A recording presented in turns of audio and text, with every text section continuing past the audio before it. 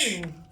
Hello, everyone. Welcome back to another episode of the TNE show, your favorite. I'm your host, Nada Al-Baslawisi, and today I have the Fatwa with me again. Want to say hi? Oh. Mic issue. Hello, I'm back. How you feeling? How does it feel to be back here? It's good to be back. You know, it's been a minute. Okay. It's been a minute. I'm glad you think so. It's been a minute indeed.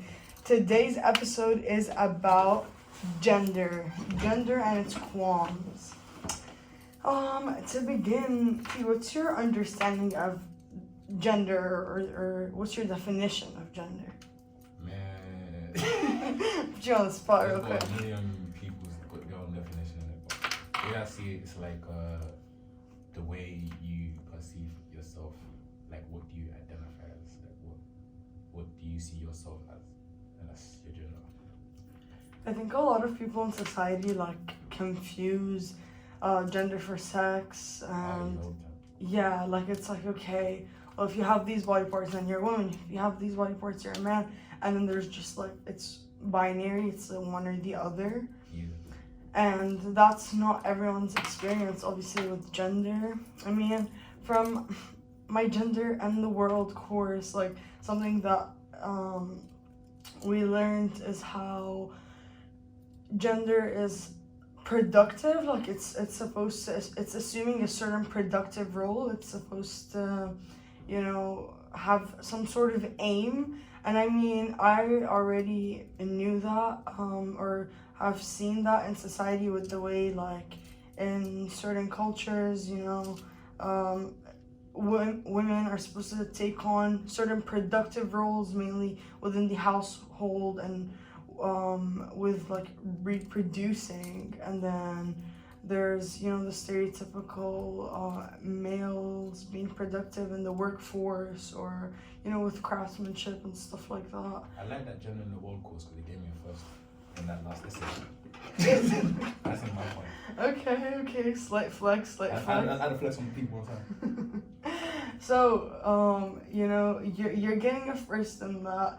Tell us more on the topic. Oh, more on the topic? Yeah. No. I just be waffling. I don't actually know anything. But I don't know. I think people if they don't learn about it really, because there's no real teaching about it in school unless you go to a little higher level.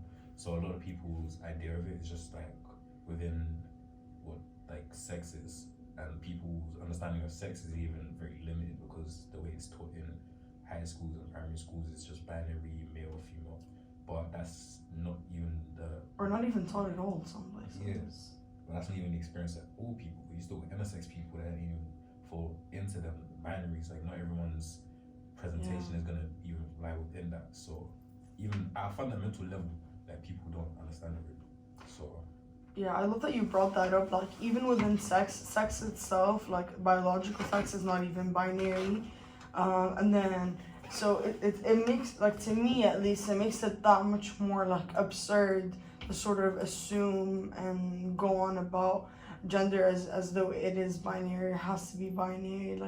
To continue what I was saying earlier, you have certain stereotypical, forms of gender, and, with colonialism, that was, pushed on many different societies or cultures. There are matriarchal societies, there's societies with third genders, there's all of that that comes into play. And there are certain people that had certain understandings of gender and the way they function, and certain third genders have an even different role in society. It's still productive in that way, it's just productive in a different way than your stereotypical Western way. A lot of societies always have their own concepts of gender and that, but I guess with colonialism things change now, because the Western view of this is what the man does, this is what the woman does, and that's what everybody is, and you gotta put yourself inside of that spectrum, and then that's become how it was. But yeah.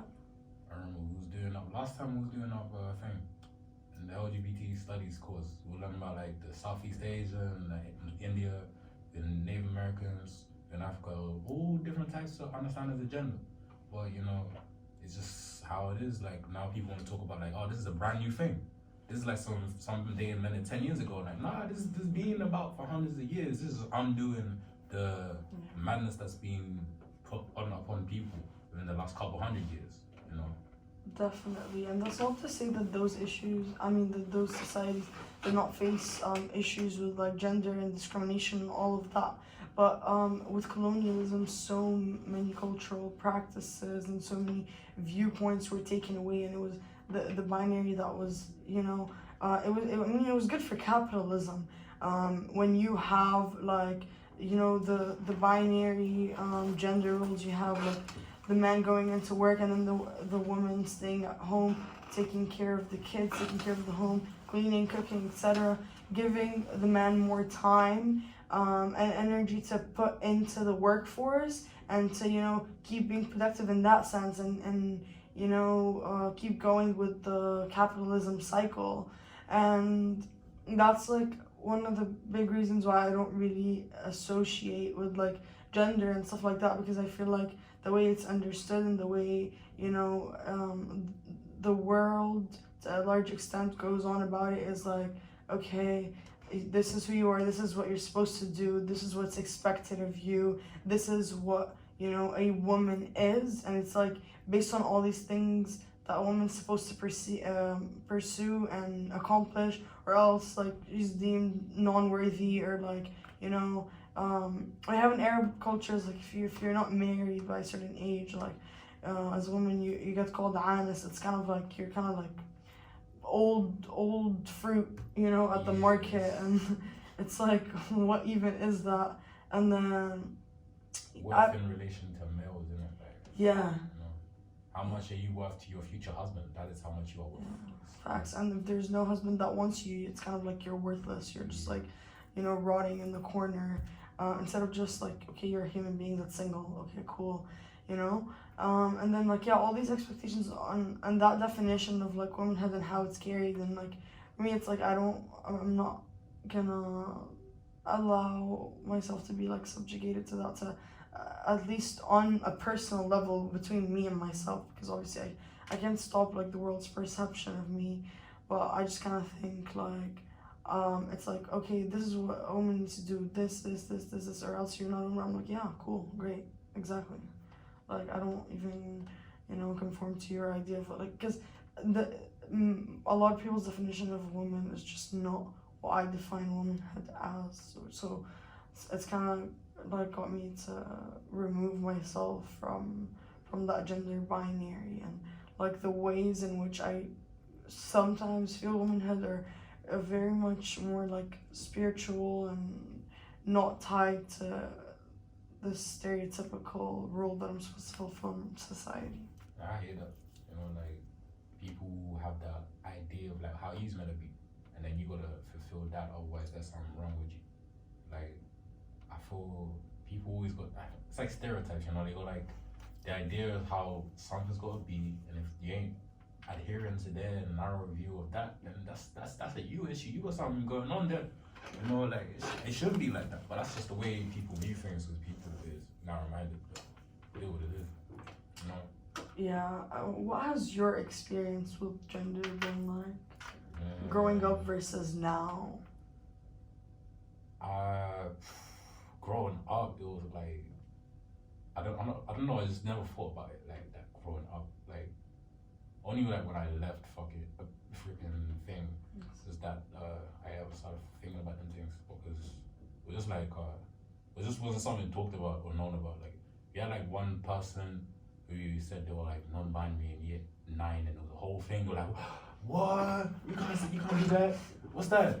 What are we gonna call you? we couldn't compute. Who are you?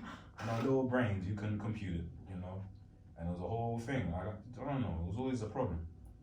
But like, I guess eventually you're just like, oh, okay, why is it though? You start asking questions like, why do I think this? Why don't I think this? Why don't I do that? Oh, because this.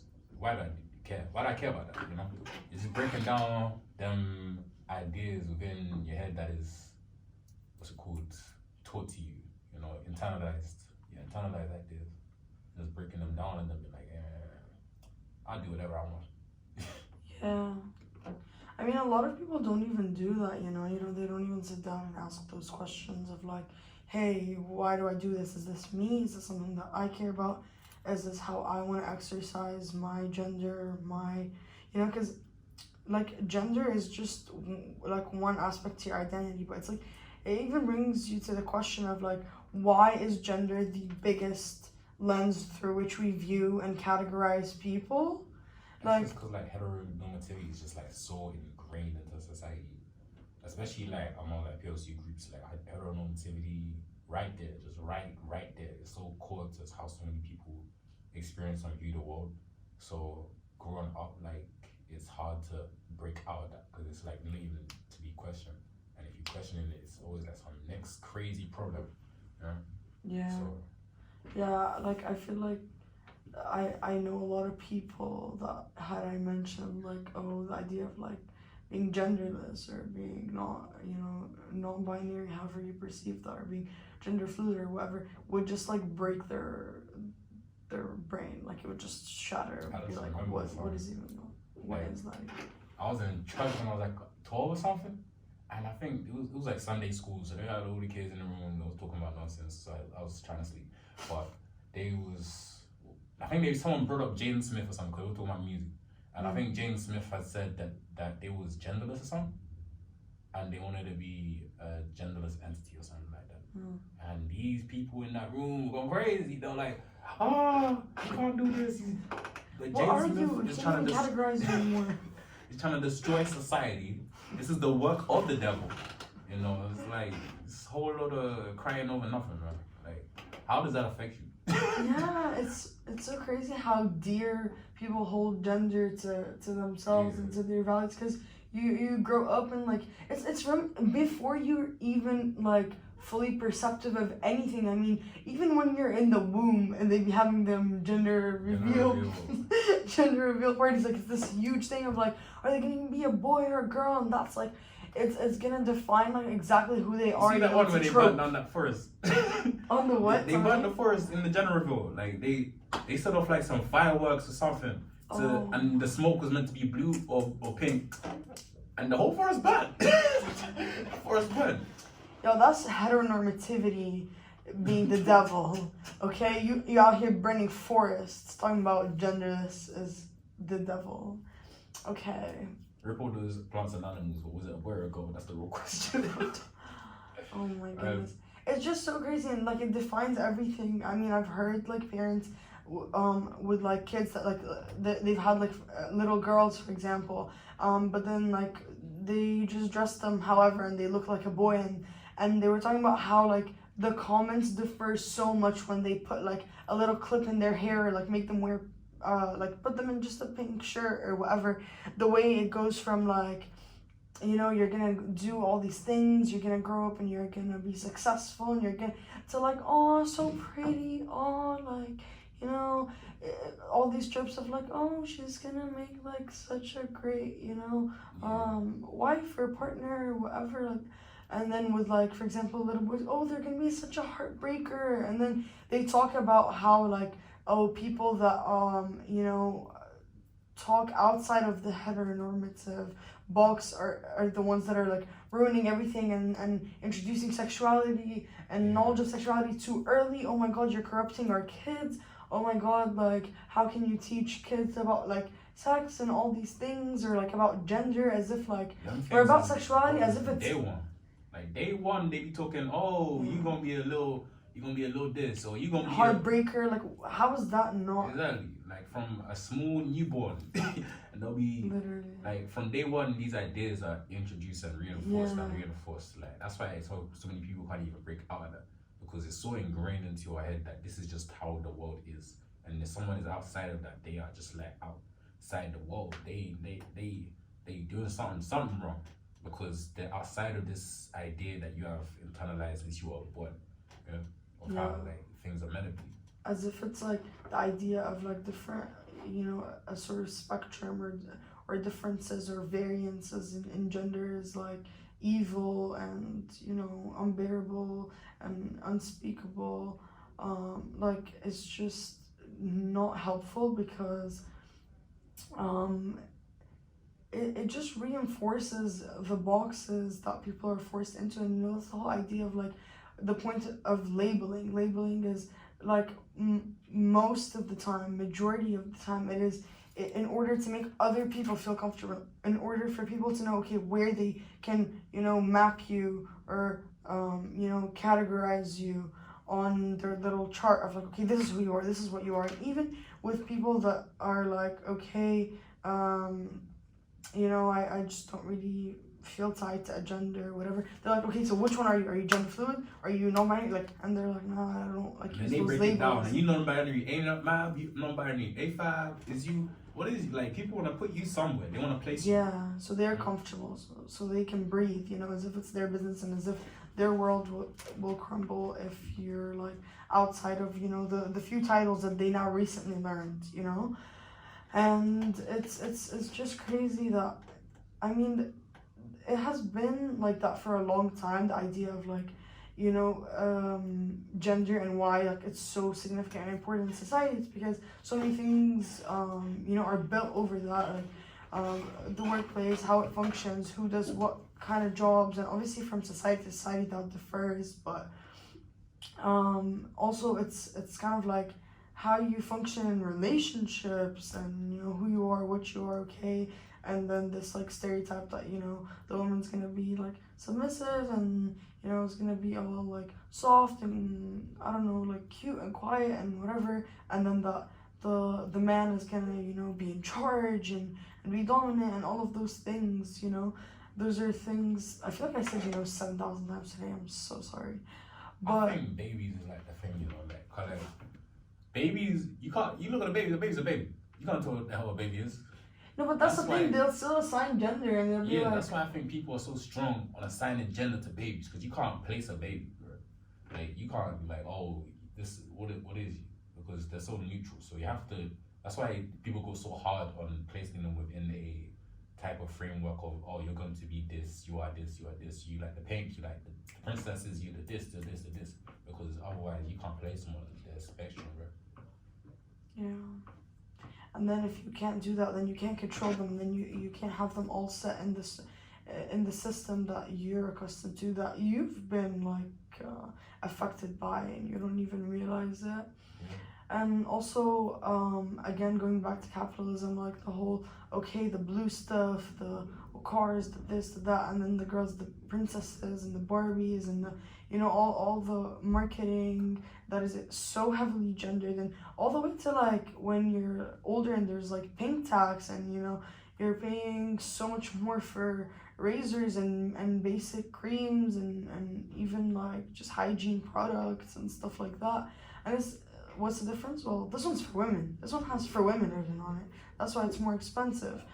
And the fact that menstrual products are so expensive, and that there's so much period poverty. There are women out there putting cartons like into their underwears just to survive through their periods, and then a lot of young girls that can't even go to school because of their periods, and because of the fact that there's period poverty and they don't have access to stuff like that. All those things are put upon women, and are so that's why I think it's just like sometimes so harmful to stick to like gender, even though it functions in society, and there are certain roles and they're divided in a certain way, but there's so much discrimination, and then there's like obviously sexism, and it goes both ways as well. Sexism, maybe not so much in the capitalist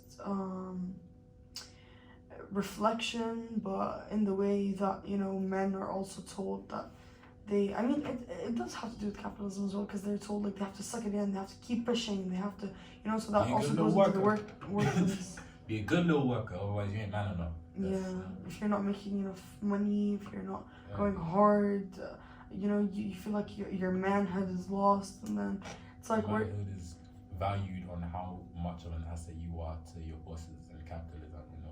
And then women's value is how much they can support the men while they're at work, so that they can do more work, and the women can just hold the house down and do all the stuff that you need to like keep living.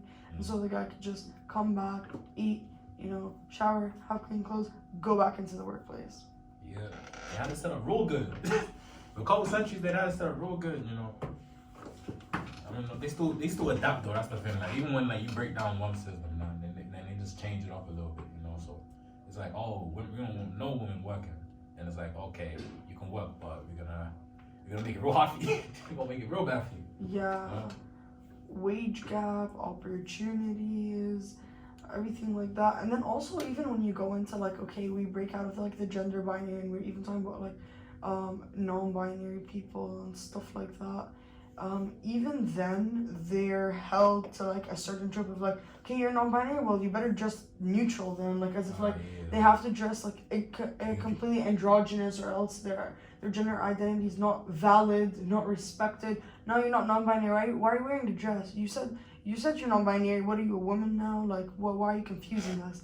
And it's no one ever told you that this person being non-binary meant. I mean, why'd you feel this person being non-binary, or you knowing that they're non-binary, entitles you to viewing them in a certain outfit, or in a certain sense? Again, it goes back to the need for categorization, and the need for labels, and the need for a solid definition of labels. Even when you're talking about something that goes out of the regular, gender norms and labels. That's where you get gender non-conforming people. They go real hard in one way to make sure they're approved by society sometimes. And you get trans women sometimes, they go hyper feminine. And some people, that's just them. But some people it's just otherwise society won't truly see me as a woman. Yeah. Or trans going hyper masculinity, or going into toxic masculinity, because that reaffirms their maleness within society, because they are adhering to this idea of maleness, even though it's going as hard as possible in one direction. But you ain't even need to do all that. It's not necessary. You can still do whatever you want to do, but your internal identity has to be validated externally, and that's how people end up in them type of ways. Yeah, it's painful. As much as they want to express themselves and they want to be themselves, I guess for a lot of people it could feel very painful to feel outcasted, or feel okay, they're not accepting that I'm non-binary. This is what I want to be seen as, because I'm wearing pink and whatever. So now I have to go and wear gender quote unquote gender neutral colors, as if that's a thing. And that have no drip. Just potato sack. You catch you slaying one time, your gender's being revoked, my friend. Get out of here. Yeah, the fact that it can be so hurtful to not feel that validation when it's already so difficult to be out in society as something that is not fully accepted, something that is not fully learned about or understood, let alone accepted, and it's just they want to fit in, they want to feel okay, who they are is validated or seen. So then they like you said, jump into the whole other side, and that's because of societal pressure to perform, and gender performance, yeah, that's a big part of what gender is. It is a performance, and it's supposed to be your own performance, and how we go to the fact that gender expression is different from gender. Your gender is whatever you feel your gender is, and then you express that however you want to express it. If I say one more time, with the thing, I don't know what's wrong with me. We're gonna learn some more connectives today.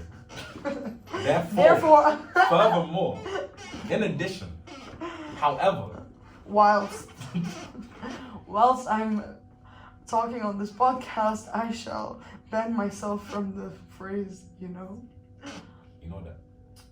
Now I lost my point. I don't even know what I was talking about. I feel so tired today. But yeah, basically the shackles of gender, and a message out to the people, whoever's listening. Your gender expression can be whatever the frick you want it to be. So express yourself however you feel comfortable one part of like making peace with yourself is like expressing yourself however you want and being like, well, people are gonna perceive me however they're gonna perceive me, and that does not change who I am, because I am who I am, and only I dictate that. And only like the only thing that validates that and is like reasonable is what I think I am or how I feel I am. Everybody is valid, Yes. except people who wear mid-top Jordan 1s. That's a real problem in society. Yeah? If you own them shoes, No comment. get out of here. Get out of here with that. You're not valid. Everyone No else- comment. I disagree. I do not endorse this message. But yeah, I think what's not valid is like telling people, hey, no, actually, you're wearing blue, therefore you're a man. Like, what? How? I'm so sorry. That is so stupid. You're free. You know, a couple of years ago, actually, like, fun fact, like a couple of years ago, I don't know how many like decades or whatever ago, actually pink was like the color for men. And men used to wear heels, by the way. It was a sign of like power and like wealth and stuff like that. And so it's like a couple of years later, we out here, and then it's like the opposite. So it's made up. I mean, how how is that not so? Everything like beauty standards. One day you gotta be fat. One day you gotta be skinny as hell. One day you gotta be skinny but still like be thick at the same time. One day it's the freckles. One day freckles are ugly. Like, everything's got to change so they can keep selling you new things. Yeah, it's that capitalism riz.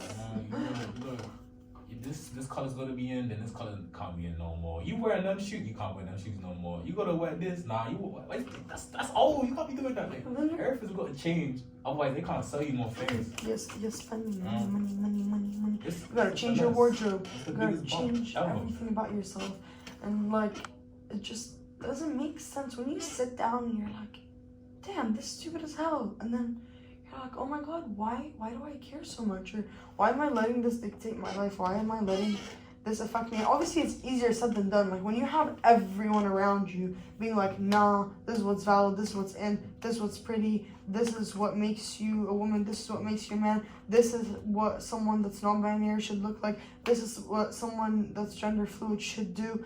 Like, obviously, it's really difficult. I'm not saying that it's invalid, like, that you're like scared or worried or feel this pressure or think, okay, I don't feel like I fit in anywhere. Obviously all of that is valid. It's really difficult to kind of stand up for yourself, even between you and yourself, like mentally, not even with the way you dress, let alone with the way you show out in society. It's really tough. It takes a lot to unlearn so much that society puts on us. Especially when it comes to gender, like there's just so much tied to like you're a man, you're a woman, like, and that's just how people are divided automatically. Like before you even talk to someone, you see them, you see the way their body looks, the way their face looks, how long their hair is, and you're like, okay, you're that, and already so many stereotypes come with that. So yeah, obviously it's really difficult, but I hope that you can find comfort in the fact that like you're not alone in this. Everyone goes through some sort of identity crisis, some people more than others, but everyone obviously experience is different. But I hope that you can find comfort in the fact that like a lot of people do face certain things that you're facing that they might not necessarily be vocalizing to you, but that doesn't mean it doesn't exist. And we're all trying to unlearn, or not all, some people are not even aware of those things or are not even trying, and that's that. But there are a lot of people that are, actually aware of the fact that, like, okay, I was brought up this way and I was told that I'm this and therefore I have to act in XYZ ways. But hey, like T said, why is that? Like, a lot of people are thinking, why is that? What brought that on? And then they're like, okay, actually, that's not how I feel. That's just how, like, I was, brought up from kindergarten to be and to think is right. Like, I actually think this, that. I actually enjoy doing all those things that are stereotypically for, the opposite gender, for example. And finding confidence in the fact that, like, you're who you are. You're whoever you say you are. You don't need someone to understand that, let alone validate it for you to be you. You're just you. You know, everyone should just love themselves, you know, because ooh, these rules is made up. It ain't real. Yeah. You know, someone was just like, yeah, let me just troll the whole world and just make this real. And then you went along with it. You're a fool. You're a fool. What are you doing? Look at yourself. Love yourself, bro. Okay. Well, I have to say, I feel like we're like get called bad cop. I'm like, yeah, like it's okay. You're bad, and you're like, you're a fool. But no, it's honestly like self-love is really difficult. It's really difficult to have and to achieve, and even when it's not like, oh, you've reached it and then okay, you're good, you know, you secured the bag. Like, it's not how it works. There are your ups and downs, or these you feel like, okay, I'm not as confident in who I am, not as secure in my identity, and other days where you're like, yeah, I'm like a baddie and like this is BS and I'm gonna do me the way I want to do me. So obviously there are ups and downs, but yeah, definitely it's a journey, and it's a journey that like I would really recommend people go on, learning more about yourself, who you are, making space for yourself. Whether that you do that through acts of self-care, whether you take yourself out, whether you try to learn more about yourself, whether you read certain books that, you know, help you understand yourself and accept yourself, or whether that's surrounding yourself with people that align with, you know, your views or how you feel and your energy levels. And then also whether That's on the real, actually. Don't chill with haters. Don't chill with haters. Don't, because then you're just gonna feel hated Exactly. on. You pull up with your nice fit and they like, why are you wearing that? And then like, it's a whole issue. Don't chill with them. What are you doing? Yeah, surround yourself with the energy you want. Like, good vibes in that. Yeah, honestly, it makes such a difference who you surround yourself with. It makes a huge difference. And like there are all these quotes about like, I'd rather be alone than like spend a day with like toxic people or like people that don't serve.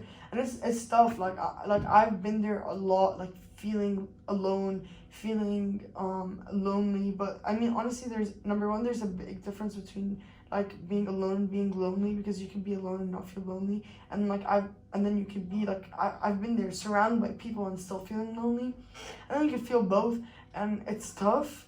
But I definitely think it's better than, you know, surrounding yourself with the wrong people and having your energy like sucked out of you. Trying to fake something just to have people around you. Like, ain't need people around you like that, you know? Yeah, it's really tough. Not everyone's worth having around. Yeah, definitely. And it's really tough, like, when you're like, okay, but I have no one. What am I supposed to do? And it's a tough decision to kind of like ride that out and wait till like you do meet your people, or try to make an active effort to put yourself in places where you're more likely to meet people that are more on your wave, versus, you know, just rolling with the crowd and rolling with whoever is available. It's a tough choice, but I would definitely recommend holding out, even though it might be painful and difficult. But you do learn a lot, and hanging out more by yourself gives you an opportunity to like learn new things and take on new hobbies and doing all these things by yourself. And then when people come around and you share that together, it's that much more special. And it might sound like a cliche, but honestly, being around the wrong people will only hold you back and will limit you, honestly, and it's not gonna help you in any way be or continue to be the person that you see yourself as, and to be the way you hope for yourself and aspire to be. What? You gotta flop before you slay. Yeah, and like failing is a big part of life. If you don't allow yourself to fail, and I'm a big culprit of this one. Like I have a fear of failure, definitely, and you know, I don't know if it's growing up Arab. I don't know if it's growing up and like just doing so much by myself, being like completely in charge of my own like education and just day-to-day life, and my success and my being in this society and leading this thing and doing that thing, or if it's just pressure from life as well. But I do have this like fear of failure, and it was like I used to be a medical student. I did that for 2 years, and like I had this crippling fear of failure all the time, and I still have like a lot of remnants from it. But definitely moving was one of the toughest things I've ever done. Like, and leaving that behind and feeling like maybe I mean I didn't fail in that. I removed myself, but still feeling like, I didn't see that through, which was for certain like personal reasons. But I feel like once you like rip that band-aid off, I feel like it becomes a lot easier when you like walk away from certain things, when you feel like you need to walk away from them. It hurts, but I feel like then you're like, okay, well, here, I'm still here, Yeah, you gotta let life yourself goes get on. the film. Like, I did econ last year. I'm terrible at maths. But I still did my thing, I flopped my thing, and then I moved on to the next thing. Because, like, the world keeps spinning, bro. You just gotta keep moving with it. It does. What do you think is the most terrifying thing about like failing? Why do you think it's Because such a I think painful it's like, thing or you've scary? seen yourself and your life going one way, and it starts going another way, you start panicking because you're like, this is not going to plan. What am I gonna do? I'm screwed. But then it turns out that you'll be okay, Because like the plan is like life in one Yeah. way, like you can plan everything down to the dot, but life will take the shape of whatever it's going to take the shape of. I've thought that, oh, this is gonna happen, this is gonna happen, this is gonna happen, and then like here I am somewhere completely different, with so many different things going on, things that I never thought would be going on, a year ago, even less than a year ago, and then like from month to month, things be like taking complete curves, and it's about how like knowing what to plan and when to have like a safety net for yourself, and then knowing also when to go with the flow, and it's a difficult balance to achieve. Oh, yeah, definitely. But I think that it differs from person to person, and once you're like you do more introspection, you just kind of talk to yourself, man, like instead of just letting everyone else's opinion influence you, which I'm not saying don't take advice from like people who you feel like give you valid advice and whose opinion you value, but also talk to yourself, like try to hear yourself out, hear your feelings out as much as you hear the like sort of quote unquote rational thoughts out, because sometimes it'll tell you like where you should go, and it'll tell you like you're forcing something that's not for you, and that you're not going to be happy in regardless, just because you said like this is what I've set out to do and this was my plan. Like plans change and you can change yours. And some plans are bad plans.